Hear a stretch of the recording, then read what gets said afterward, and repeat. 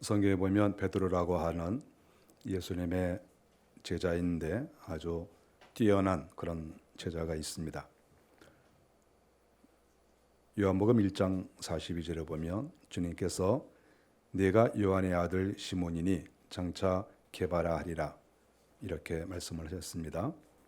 게바라고 하는 것은 수리아어인데 그 말을 번역하면 베드로고 또 그 의미는 반석이다 이렇게 말할 수 있습니다.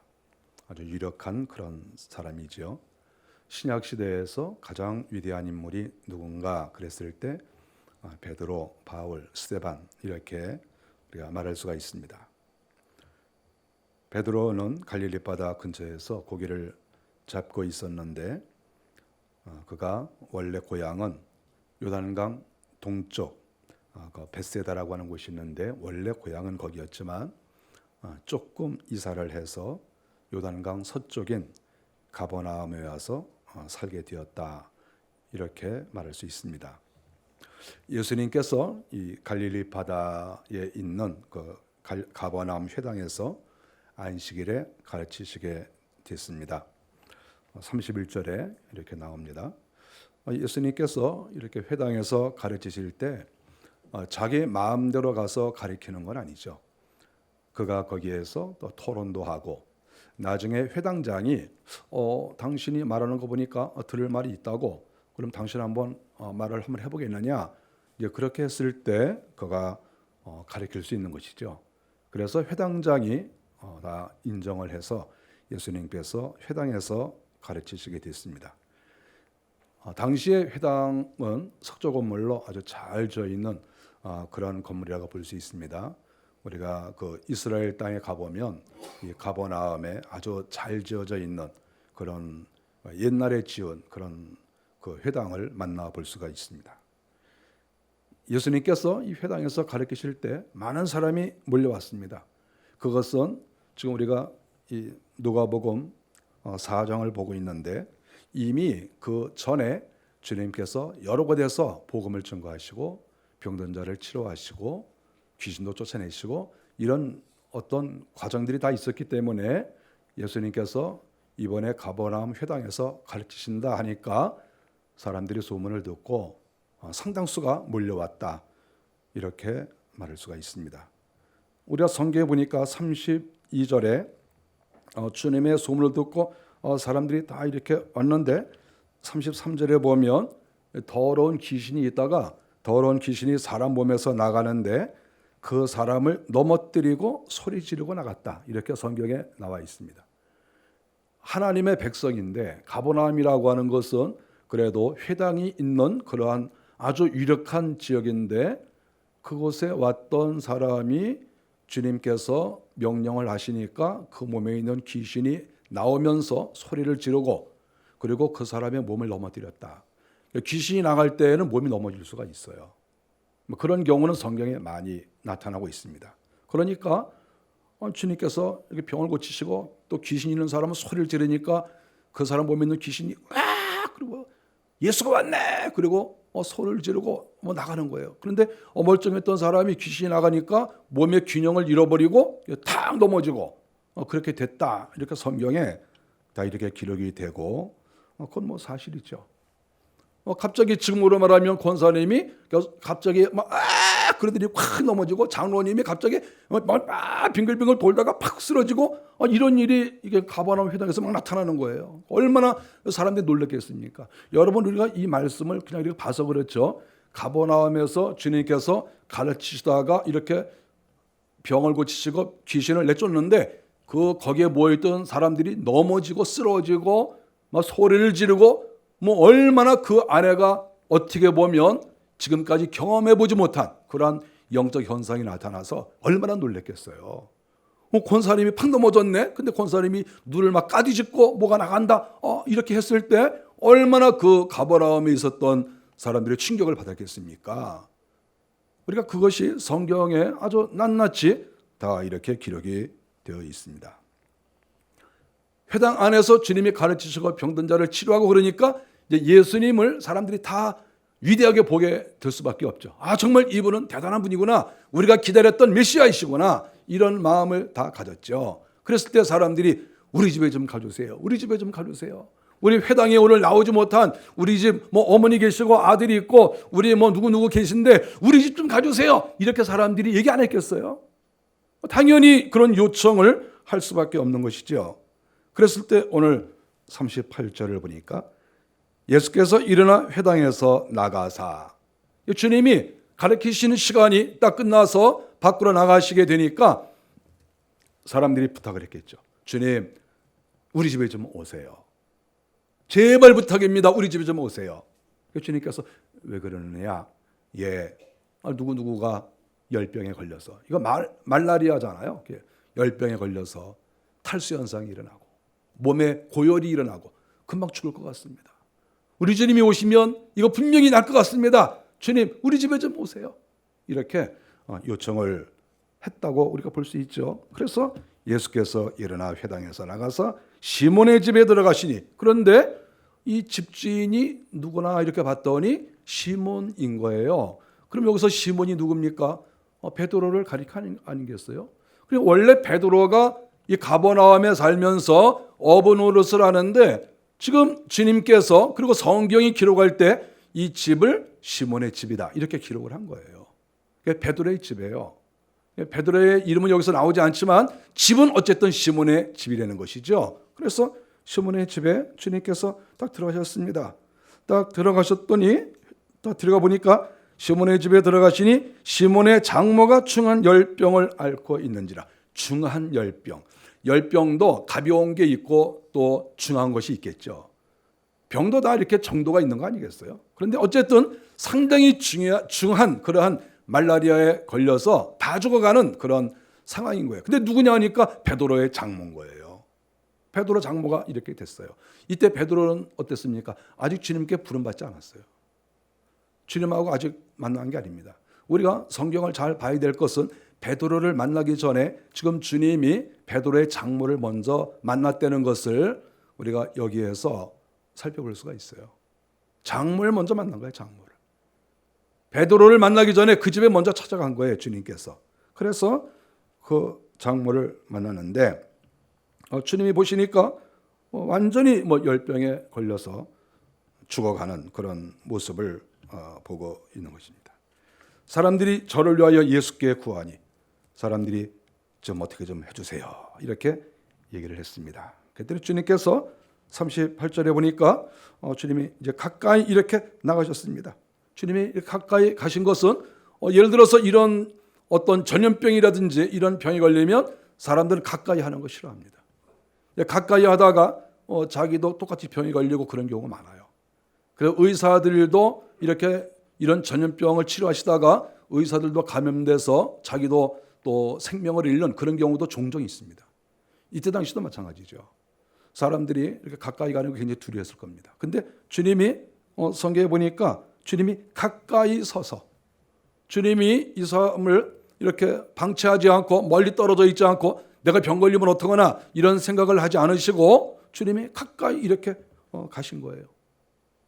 전 또 한편으로 가만히 이렇게 볼 때 주님이 이렇게 가까이 가신 것은 특별히 애정을 보였다고도 생각합니다. 왜 애정을 보이셨을까? 이렇게 생각해 보면 주변 사람들의 모습을 보고 또 주님의 감동을 받으셨을 것이라고 생각해요. 왜냐하면 만일에 이 베드로의 장모가 평상시 그 동네 살면서 가버나움에 살면서 아주 못되게 굴었다. 회당에서 봉사도 잘 안 하고 회당에서 청소하라고 해도 청소도 안 하고 회당에 그 가버나움 회당이 굉장히 커요. 그럼 그 회당에서 청소할 일도 있고 그런데 청소도 안 하고 섬길 일인데 섬기는 것도 안 하고 그리고 욕쟁이 할머니처럼 맨날 욕이나 하고 다니고 그러면 사람들이 어떻게 하겠어요? 열병 걸렸다 그러면 다 주님께 맡깁니다. 그러는 거예요, 그게. 다른 소리는 할 수 없잖아요. 그렇죠? 그러니까 주님의 뜻대로 하시옵소서 이러는 거죠. 근데 베드로의 장모가 열병에 걸렸는데 사람들이 주님께 찾아와서 제발 좀 가주세요 한 것은 무엇이겠습니까? 이 사람은 살아야 될 이유가 있다는 거죠. 자기가 얘기한 게 아니에요. 주변 사람들이 제발 좀 여기 좀 가주십시오 이렇게 한 것은 지금 베드로의 장모는 당시 회당에서 상당히 존경을 받았고 그가 섬김의 자세로 살았다는 것을 우리가 이 짤막한 성경 가운데 발견할 수가 있습니다. 그러니까 주님께서도 그에게 가까이 가신 것이죠. 가까이 갈 만한 여성인 거예요. 베드로의 장모가. 그래서 주님께서 가까이 가셔서 열병을 꾸짖으시는데 주님이 병을 꾸짖으셨어요. 왜 이 사람 몸에 지금 병이 들어와 있느냐 이놈. 그리고 주님께서 꾸짖으시니까 39절에 병이 떠났다. 주님께서는 들어오게도 하시고 떠나게도 하시고 이게 자유자재로 되시는 분이죠. 그래서 이 병을 떠나가게 하셨다 이렇게 말을 했습니다. 주님께서 병을 치료하실 때 냉수를 먹으십시오 뭐 이렇게 하신 적도 없고 물을 주님께서 이렇게 딱 준비하신 다음에 약초를 딱 넣어서 이 물을 마시십시오 뭐 이렇게 한 적도 없어요. 주님이 간단하게 병은 떠나라. 그러니 병이 떠나는 거예요. 그것이 주님께서 하시는 일이죠. 주님이 그만큼 이분은 메시아이시고 하나님이신 것을 알 수가 있습니다. 금방 떠났어요, 병이. 그래서 39절에 보니까 병이 떠나고 여자가 곧 일어나. 이 여성은 즉 이 베드로의 장모는 누워 있다가 아니 그동안에 얼마나 고생했어요. 열도 나고 또 몸도 힘들었을 것이고 굉장히 불편했을 텐데 주님께서 병을 딱 떠나게 하시니까 곧 일어나. 제가 좀 한 3일만 더 누워 있겠어요. 이렇게 하는 것이 아니라 금방 딱 이렇게 일어나더니 그들에게 수종드니라. 수종을 든다. 이것은 주님과 주님의 일행이 있는데 그들에게 수종을 들고 음식을 대접하고 또 여러 편의를 제공하고 이렇게 했다고 하는 것을 성경이 가르쳐주고 있습니다. 그들에게 수종드니라. 즉각적으로 움직이는 이 모습을 볼 수 있습니다. 이것은 이분은 이렇게 어쩌다가 이렇게 하는 게 아니고 지금 이렇게 수종을 들었다고 하는 것은 우리가 이분을 가만히 이렇게 눈여겨보면 이분은 평상시에도 섬기는 것을 좋아하는 분이구나 하는 것을 알 수 있어요.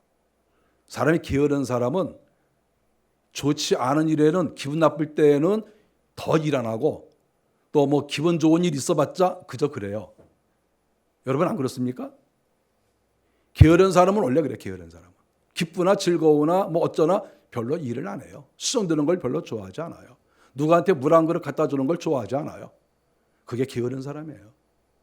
그런데 이 베드로의 장모는 이렇게 중한 병을 앓고 있다가 이렇게 일어나는데 일어나자마자 수종을 들었다 하는 이것은 평상시에 가족을 위해서나 또 몸된 교회를 위해서 헌신하고 섬기고 봉사하고 이런 것이 몸에 배어 있었기 때문에 이렇게 할 수 있는 거예요. 이거는 그냥 이 순간에 나온 게 아니에요. 원래가 그런 사람이에요. 원래가.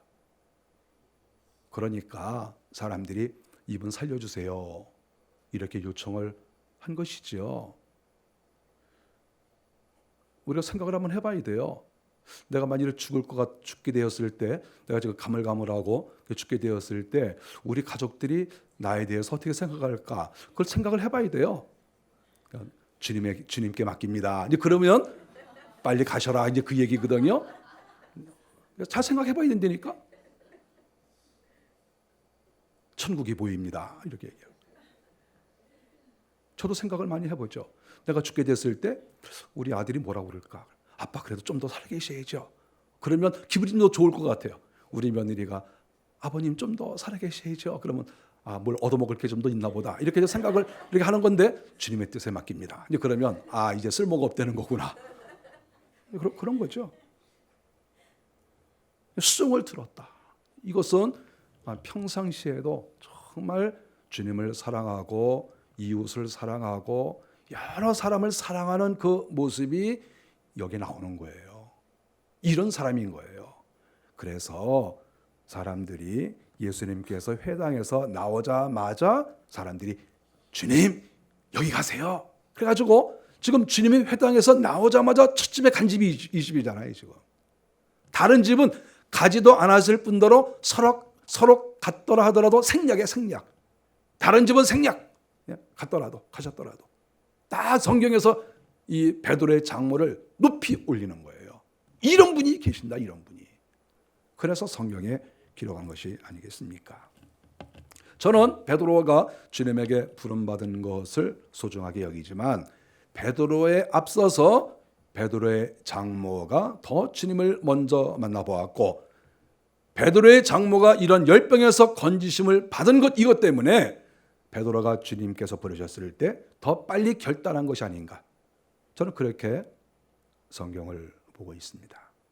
우리가 5장을 다 보지 않았습니까? 5장 11절에 보니까 주님께서 게네사렛 그 호숫가에 가셨어요. 그 호숫가에 가셨더니 사람들이 많이 모이지 않습니까? 사람들이 모여서 이렇게 아침부터 이렇게 사람들이 이렇게 예수님의 말씀을 들으려고 모였어요. 주님께서 그 바닷가에 이렇게 가시는 거예요. 가셨더니 배 두 척이 있습니다. 배 두 척이 있는데 그 배 두 척에 고기가 한 마리도 없는 거예요. 근데 주님께서 딱 가셨어요. 그랬더니 베드로가 거기 있는 거예요. 베드로가 시몬 아닙니까? 그 시몬이 거기에 있는 거예요. 바로 어저께인지 또 며칠 전인지는 모르지만 주님이 지금 이미 그 집에 갔다 오신 거예요. 주님이 이 시몬의 집에 들어가셔가지고 살림도 벌써 다 보셨어요. 방이 몇 칸이고 젓가락이 몇 개고 어떻게 살고 있는지 주님이 완전 파악하셨겠죠. 당연히 딱 보고 오신 거예요. 그리고 이 열병에 걸렸던 장모가 예를 들어서 이렇게 몸이 난 다음에 이렇게 수정 들었을 때 음식을 이렇게 뭐 줬을 거 아니겠어요? 그랬을 때 그 장모가 뭐라고 했겠습니까? 저는 이 집에 살고 있는데 원래 제 집은 아니고요. 시몬 집이에요. 그렇게 안 했겠어요? 시몬 집이에요. 그렇게 했겠죠. 여기 왜 있습니까? 예, 지금 제가 우리 딸하고 우리 사위가 이렇게 결혼해서 살고 있는데 지금 제가 여기 와서 지금 이렇게 같이 살고 있습니다. 그러면 사위는 어디 갔고요? 사위는 지금 고기 잡으러 갔습니다. 그랬을 거 아니에요. 그냥 수정전이라 그러면 그냥 뭐 음식 한번 딱 대접하고 그냥 끝나는 겁니까? 뭐 대화가 있었을 거 아니에요, 대화가. 그리고 주님은 그 집이 시몬의 집인 걸 다 알고 있는 거예요. 그리고 시몬이 물고기 잡는 거 다 알고 있고 또 밤에 나가서 고기 잡으러 간 거 다 알고 계시는 거예요, 주님이. 주님이 바닷가에 갔어요. 근데 베드로가 이렇게 온 거예요. 왔는데 고기 한 마리도 못 잡고 배가 두 척에 나가는데 다 텅텅 비어 있는 거예요. 그래서 주님께서 배 좀 잠깐 이리 가지고 오너라. 그러니까 베드로가 이렇게 배를 갖다 댄 거죠. 거기가 고기가 있어야 고기를 꺼내느라고 안 됩니다. 지금 우리가 일해야 됩니다. 그런데 일할 게 없잖아요. 배가 비어 있으니까. 그래서 주님이 배를 잠깐 빌려줘라. 그러니까 그렇게 하세요. 베드로가 또 왜 빌려줬겠어요? 이미 다 들었잖아요. 자기 장모 병 고쳐줬잖아요. 다 알고 있는 거예요. 지금 이게 다 알고 있는 거예요. 지금. 그러니까 배를 빌려줘라. 그러니까 당신 누구세요? 이런 말을 할 수가 없다니까요. 당신 누구라니 이미 다 알고 있는데. 이분이 누군 걸 다 알고 있잖아요. 지금 베드로는. 이렇게 쉬울 수가 없어요. 그래서 배에 딱 올라앉은 거예요. 주님이 잠깐 이렇게 무태서 띄우신 다음에 사람들 다 모아놓고 거기서 말씀을 전하신 거예요. 그리고 주님께서 베드로에게 말을 했습니다. 너 어저께 밤에 고기 한 마리도 못 잡았지? 예, 한 마리 못 잡았습니다.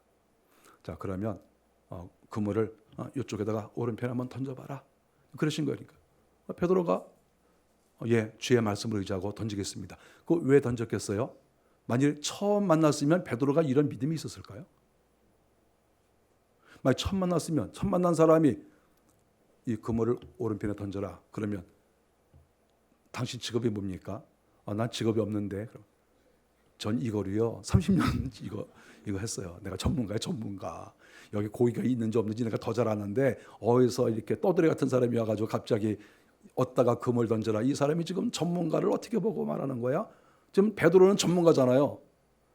근데 베드로가 예, 말씀을 의지해서 던지겠습니다. 왜 그랬겠어요? 자기 장모가 낫잖아요. 장모가 열병에 걸렸었는데 이렇게도 안 낫고 저렇게도 안 낫고 베드로가 예, 고기 잡아다가 뭐 구워드리고 삶아드리고 아무리 해도 안 낫잖아요. 지금 그동안에 베드로가 얼마나 고생을 많이 했겠어요. 자기 장모 예, 병 걸려가지고 장모가 집에 있으니까 자기도 옮으면 어떻게 해요? 큰일 나잖아요. 이게 장모가 중요한 게 아니라 자기가 중요하잖아요. 그러니까 계속 치료하려고 아무래도 안 낫잖아요. 지금. 그런데 딱 집에 가봤더니 장모가 눈 번쩍 떠가지고 돌아다니니까 웬일이세요? 장모님 안 돌아가시고. 그러니까 예수라는 사람이 와가지고 이렇게 나를 고쳤다. 그러니까 얼마나 놀랐겠어요. 충격이지 완전 충격. 그냥 요번에 보내는 줄 알았는데 이게 요번에 안 가니까 너무 충격을 받은 거예요. 베드로는 완전히 이 머릿속에 이 장모 살아나는 게 평생에 이게 자기한테 이게 기억으로 남는 거예요. 완전히. 근데 그 주인공이 와가지고 오른편에 금을 던져라. 그러니까 이거 순종을 안 할 수가 없어요. 이게. 여러분 가만히 베드로를 보세요. 베드로가 무슨 믿음이 있어요? 장모가 치료된 것을 알았다는 거예요. 이미 알았다는 게 이미. 그런데 어떻게 그 말을 안 듣냐고. 어떻게? 의사도 못 고치고 자기도 못 고치고 아무도 고칠 수 없는 그거를 이미 고쳤는데 어떻게 그 말을 안 듣겠냔 말이죠.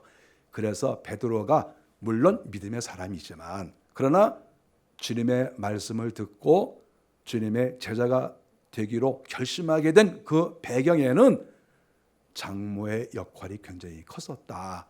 이렇게 우리가 볼 수 있는 거예요.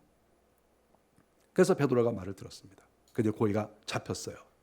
베드로가 너무 충격을 받은 거예요. 그래서 주여 제가 죄인입니다. 저를 떠나십시오. 이렇게 얘기를 한 것이지요. 그만큼 베드로는 좀 충격적인 그러한 경험을 한 것입니다. 그래서 저는 이렇게 생각합니다. 베드로가 주님께서 내가 너를 사람을 낚는 어부가 되게 하리라 이렇게 말씀하셨을 때 순종을 하고 저희가 그물을 다 내려놓고 배도 다 내려놓고 우리 주님을 따라갔다. 5장 11절에 나오는데 베드로가 즉시 주를 쫓아서 사도가 되었다. 이 집의 특징은 즉시입니다. 즉시. 5장 11절에서도 베드로가 즉시 주를 쫓아서 사도가 되었다. 그 장모는 또 어떻게 있었습니까? 장모는 병이 떠나고 여자가 곧 일어나 그에게 수정되냐. 곧 일어나. 그러니까 이 집의 특징은 즉시의 즉시. 생각해 보고요. 일주일만 기도해 보겠습니다. 이런 거 없어요. 그냥 즉각적으로 행동으로 옮겼다. 그래서 베드로가 주님의 사도가 됩니다. 베드로의 그 가족들에 대해서 궁금증이 생겼습니다. 베드로는 어떤 가족들이 있었고 그리고 그 안에 장모는 나오셨으니까 장모만 나오고 그 딸이 안 나오면 참 그 딸의 입장에서는 괴로운 거예요. 여러분 그렇지 않습니까? 딸 되신 분들 아니 그 사위가 맨날 장모 얘기만 하고 자기 얘기를 안 하면 그거 정말 못 견디는 거예요. 이게 그렇지 않습니까? 그래서 주님은 이 베드로의 아내 얘기를 한번 껴줬어요. 그래서 성경에 나옵니다. 고린도전서 9장 5절에 보면 사도 바울이 한 말입니다. 사도 바울이 말하기를 우리가 다른 사도들과 주의 형제들과 게바와 같이 자매된 아내를 데리고 다닐 권이 없겠느냐 이렇게 말을 했는데 여기에서 게바와 같이 자매된 아내를 데리고 다닐 권이 없겠느냐 여기서 게바는 베드로 아닙니까? 그러니까 사도 바울이 말할 때에 베드로가 여기저기 전도 여행을 다니는데 아내와 함께 다녔다. 사도 바울이 이렇게 증거를 하고 있습니다. 베드로가 어부를 포기하고 주님을 따랐을 때 아내가 반대하지 않았습니다. 반대하면 못하죠. 아니 아내가 반대하는데 뭘 하겠어요? 아내가 반대하면 아무것도 못해요. 어디 여기 남자들 어떻습니까? 아내가 반대하는데도 합니까? 죽으려고 뭐 해요? 죽으려고? 아내가 허락해야 돼. 맨 마지막에 아내가 도장을 딱 찍어줘야 하는 것이지 어디서 자기 마음대로 하려고 그럽니까? 근데 이 베드로가 말이죠. 이 배를 딱 두고 제가 주님의 사도가 되겠습니다. 제자가 되겠습니다. 딱 떠나는데 아내가 안 돼요. 이렇게 하지 않고 아내가 허락했어요. 왜 그랬겠습니까? 자기 엄마 살렸으니까. 여러분 그렇지 않겠어요? 아니 엄마 살려준 사람이 자기 엄마 친정엄마 살려준 사람이 자기 남편 데려가겠다니까 그러니까 허락한 거예요. 이 아내가. 지금 베드로의 장모의 역할이 굉장히 지금 여기서 중요한 거예요. 베드로가 어떻게 자기 마음대로 막 떠나가요? 어디서? 예? 자기 장모 살려놓으니까 아내가 우리 엄마 살렸네. 그래가지고 이 시집간 그 아내들은 자기 엄마가 그렇게 좋잖아요. 엄마가 중요하고 시어머니보다 친정엄마가 더 중요하죠. 그렇죠? 그러니까 시어머니 죽는 거는 상관없지만 그래도 친정엄마가 이렇게 되니까 뭐 너무너무 가슴이 아팠었는데 딱 살아나니까 뭐 너무 감격하는 거예요. 내가 뭐 하라는 거 다 하겠다. 그러니까 이제 주님께서 그러면 네 남편 달라 그러니까 가져가세요. 이 성경이 그걸 말하고 있지 않나요? 저는 이 4장과 5장이 붙어 있다고 생각해요. 이렇게. 그러니까 금방 그 바로 앞에서 베드로의 장모가 이렇게 치료되고 금방 베드로 얘기가 나오잖아요. 이 여성이 그냥 나오는 거예요. 이거는 사실 한 얘기. 베드로를 건지기 위해서 장모 살렸다. 이렇게밖에 볼 수가 없는 붙어 있는 그런 기절이라고 볼 수가 있는 거예요. 그래서 베드로는 주님에게 부름을 받아서 제자로서 감당을 하고 그 아내가 놀라운 것은 베드로와 함께 전도 여행을 다니게 됩니다. 베드로의 아내의 이름은 성경에 나오지 않습니다. 저는 성경을 연구하면서 이름을 밝힌 여성들도 있고 밝히지 않은 여성들도 있어요. 그래서 저는 연구하면서 왜 누구의 이름은 밝히고 누구의 이름은 밝히지 않았을까? 생각 많이 해봤어요. 그러니까 아담의 아내는 너무나 유명하잖아요. 그러니까 하와. 유명한 사람은 이름이 있어요. 아브라함의 아내 누굽니까? 또 사라. 또 다 이름이 있잖아요. 이렇게 유명한 사람들의 그 아내들은 다 이렇게 이름이 있습니다. 우리가 신약 성경에도 예수님의 어머니도 마리아, 또 이렇게 또 여러 마리아, 뭐 여러 이렇게 이름들이 나옵니다. 만나, 선지자, 뭐 이렇게 나옵니다. 그런데 신분이 조금 떨어지면 이름을 기록하지 않습니다. 바세바 같은 경우는 얼마나 유명합니까? 그러니까 이름도 써주고 또 블레셋 여자 중에서 아주 아름다운 여자가 누가 있습니까? 삼손이 사랑했던 들릴라가 있잖아요. 그러니까 어떤 여자 이름을 써주고 어떤 이름은 써주지 않거든요. 이름을 써줬을 때에는 그만큼 이 여자가 아주 유명한 여자라는 거예요. 그런데 제가 성경을 보면서 아니 베드로의 장모의 이름이 안 나와요. 그리고 베드로의 아내, 어떻게 보면 베드로의 아내 이름이 나올 법하지 않습니까? 정말 최고의 인물 아닙니까 베드로가? 근데 그의 아내 이름이 나오질 않아요. 이제 그것은 뭐 이름 알아봤자 그 별거 없는 이제 그런 여자라는 거지요. 베드로는 아내가 좀 그런 여자하고 결혼한 거예요. 뭐 이름 알아나 뭐 모르나 별로 상관이 없는 그런 여자하고 결혼한 거예요. 세례 요한의 어머니도 이름 다 나오고 뭐 누구도 이름 다 나오고 다 나오는데 아니 베드로의 아내 이름이 안 나온 건 뭡니까? 다 그저 그런 여자라는 거예요. 좀 죄송한 말 같지만 제가 성경을 연구할 때 그렇다니까요. 연구를 해보면 역시 좀 유력한 그리고 하나님께서 기억을 시켜야 되는 그런 사람의 이름은 써요. 브리스길라 이렇게 다 나오잖아요. 왜 그렇습니까? 그만큼 헌신적이고 충성되고. 베드로는 그의 아내와 함께 복음을 증거하러 다닙니다. 최고 수준의 여성은 아니지만 그래도 불평 없이 주의 나라를 위해서 함께 전도 여행을 다니고 당시에 나이가 많이 들지 않았습니까? 또 그리고 이 옛날에는 도로 사정도 좋지 않고 기후도 좋지 않고 그러한 때지만 베드로와 함께 복음을 증거하러 다녔다 하는 이것을 보면 이 여성이 상당히 그래도 훌륭한 여성이라고 생각합니다. 그래서 성경은 이 베드로의 아내 이름을 끝까지 얘기를 하지 않고 있어요. 베드로전서 5장 13절에 보면 이런 말이 나옵니다. 베드로가 쓴 건데 택하심을 함께 받은 바벨론에 있는 교회가 너희에게 문안한다 이렇게 나왔거든요. 그런데 여기서 바벨론에 있는 교회가 너희에게 문안한다 했을 때 이 교회는 여자로서 표현할 수 번역할 수가 있습니다. 그래서 성경에 보면 여기 여자 이렇게 나와 있어요. 그러니까 이 말을 다시 말하면 택하심을 함께 받은 바벨론, 이 바벨론은 보통 로마도 바벨론이라고 그랬어요. 그때 사람들이 쓸 때. 그러니까 다른 말로 말하면 이것은 즉 택하심을 함께 받은 아내 이렇게 볼 수 있어요. 이게 택하심을 함께 받은 아내. 베드로는 저는 그렇게 생각합니다. 베드로는 자기 아내를 생각할 때 우리 주님께 택하심을 함께 받은 아내다. 하나님 앞에 이렇게 베드로는 자기 아내에 대해서 생각을 했다 이렇게 볼 수 있습니다. 장모 나왔고 이제 아내 나왔는데 그다음에 또 뭐 여자가 또 하나 있었으면 좋겠어요. 딸이 한번 나왔으면 좋지 않습니까? 그런데 성경에는 베드로의 딸에 대해서 나오지 않습니다. 근데 전승에는 나와 있습니다. 우리가 그 로마에 가면 성베드로 성당이 있어요. 근데 성베드로 성당의 지하에 가면 석관이 있습니다.